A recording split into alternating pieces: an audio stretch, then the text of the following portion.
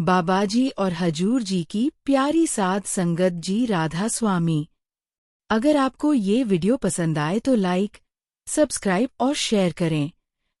साध संगत जी, यह साखी एक सत्संगी की है जो कि अक्सर सत्संग सुनने जाया करता, संगत की सेवा में लीन रहता और अपना समय निकालकर संगत की सेवा किया करता।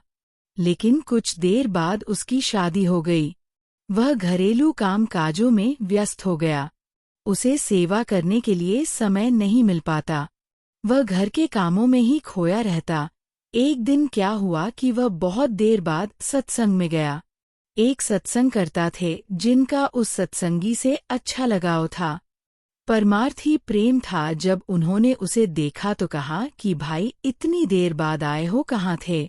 तो सत्संगी ने कहा कि साहब जी, दिल तो मेरा भी बहुत करता है कि मैं संगत में जाऊं, संगत की सेवा करूं, सत्संग सुनूं, लेकिन मैं क्या करूं, घर में काम ही इतने होते हैं और मेरी घरवाली मुझे आने नहीं देती। तो उस समय सत्संगकर्ता जी ने उसकी सारी बातें सुनी और उसके बाद उन्होंने कहा कि आज रात घर जाकर भजन बंदगी पर बैठ जाना, तुम्हारा जवाब उसी में मिल जाएगा। तो उसने ऐसा ही किया। वह घर जाकर भजन बंदगी में बैठ गया। काफी समय हो गया था, रात हो गई थी। वह अंदर चला गया था, उसकी रूह ऊपर चढ़ गई थी। जब सुबह हुई तो उसकी पत्नी ने उठकर देखा कि ये तो मर गए हैं।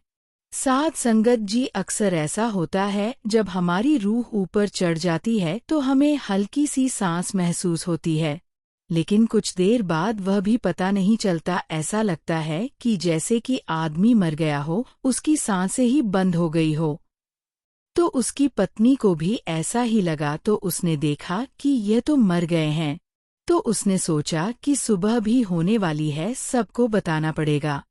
तो उसने जल्दी से घर में जो खाना था वह खा लिया, क्योंकि वह सोच रही थी कि दिन भर भूखे रहना पड़ेगा और भूखे पेट तो रोया भी नहीं जाता।